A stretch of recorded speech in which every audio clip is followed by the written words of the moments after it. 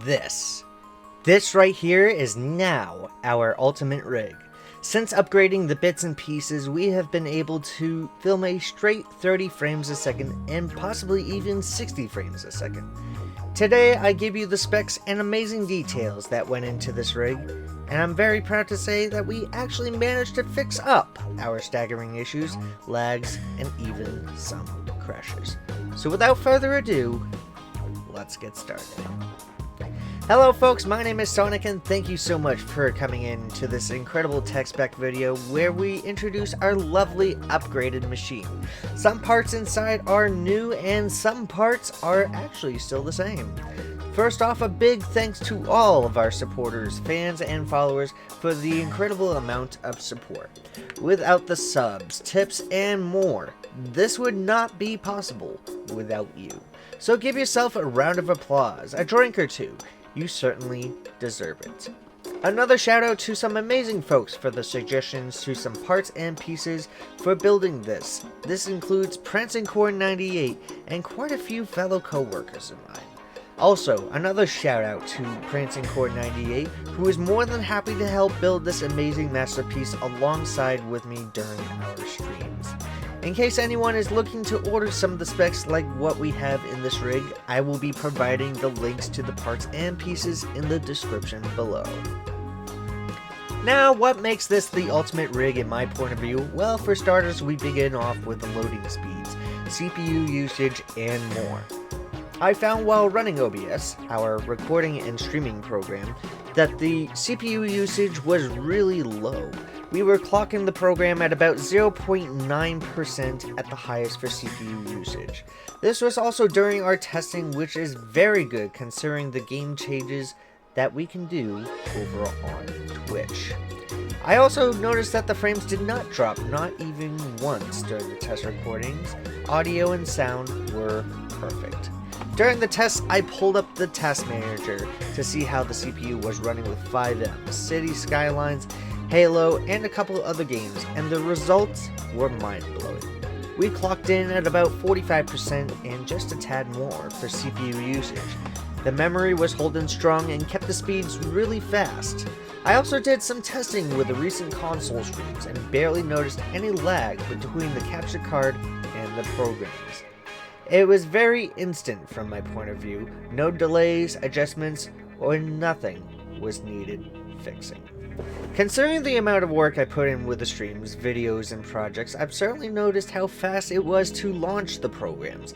From OBS to Cities to 5M and even my editing program, the speeds blew me away. Now you're all wondering what made this all possible. Well, we begin off with the main piece itself. The processing power is made possible with a new AMD Ryzen 7 3800X model. I was recommended the 3700X model, but unfortunately, when I was ordering the parts, Amazon kept saying that the processor would be back in stock soon. I unfortunately was not going to wait to see how long it would take to be in stock again.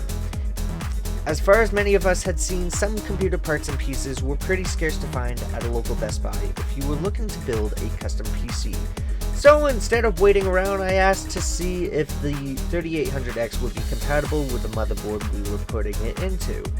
After asking opinions and looking up the specs, I noticed that the 3800X would be a tad faster than the 3700X. This was when checking the benchmark reports by simply Googling it. So we went with the 3800X model, and what can I say, this processor definitely went very sharp with the speeds and much more. I was very impressed. This model also came along with a Wraith Prism LED cooler. Now onto the motherboard, which is holding this all together. We have in this case an AORUS A520 Elite motherboard, featuring dual channel memory slots for 4 DDR4 RAM sticks, 2 PCIe slots for graphics cards, alongside with an M.2 slot.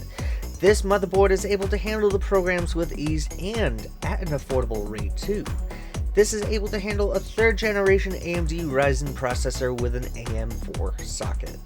This also features an advanced thermal design with enlarged surface heat sinks.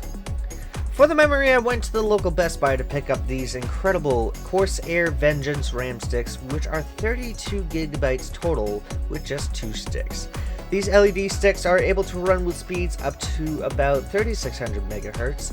The lights, as far as I have been told, are customizable with the CORSAIR program.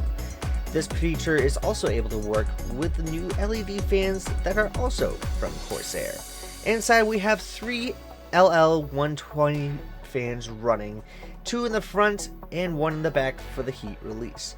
The sound of the fans are barely noticeable, which is good during the recording and streaming sessions that we do on this channel. For those who don't know about the graphics card that I use pretty much daily, I have been using the NVIDIA GTX 1660 graphics card, not only in this new and improved rig, but the one that started it all. I have had this graphics card for over 2.5 years, and I am still amazed at how well the response in graphics look. At first, with the previous comp setup, we started out with a GTX 650 back in 2013. Then in 2017, we upgraded to the 960, and a few years later, and figuring it all out, I upgraded to the current model that you see before you. Now, the hard drives are also the same from the old setup as well. We currently have a Western Digital 1TB hard disk drive. Also inside, we have the Samsung 860 EVO solid state drive, which also holds up to 1 TB of data. The hard disk was pre-installed when I got my first rig back in 2013, and just about 1.5 years ago, I was able to install and program the solid state with a little bit of help. Shout out to you, Colby, for the suggestion and helpful instructions to bring this to life. Powering this all together is a big surprise. We have a Thermaltake power supply which can supply up to 650 watts of electricity. This too was also in the previous comp setup and has been reliable throughout its course in time. And the case all of this is inside is a CyberPower C series model case. This case, courtesy of Prancing Corn, features a top vent with a magnetic screen filter, 2 front vents, and a back exhaust vent for the cooling purposes.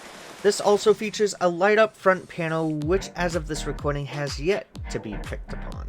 Hopefully soon, these RGB lights will shine brightly as much as the components inside. This case is amazing help, especially if I need to upgrade parts or pieces with the easy to remove glass panel side.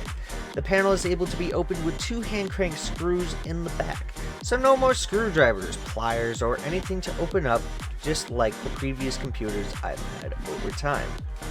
Well, what do you folks think of this wonderful upgrade? I certainly think it was definitely worth the wait in order to get this done and out of the way. Plus, with the new parts and pieces, more opportunities have just opened up and are beginning. To see the items and specs, feel free to check them out below in the description. I will also be adding the spec list over onto my Twitch channel as a separate panel. That way viewers like you can see what parts you may want or need if you're buying or even upgrading your special rig. If you have any questions, feel free to let me know in the comments below. Thank you to all of you for the amazing support and love, and as always, I will see you all in the next one.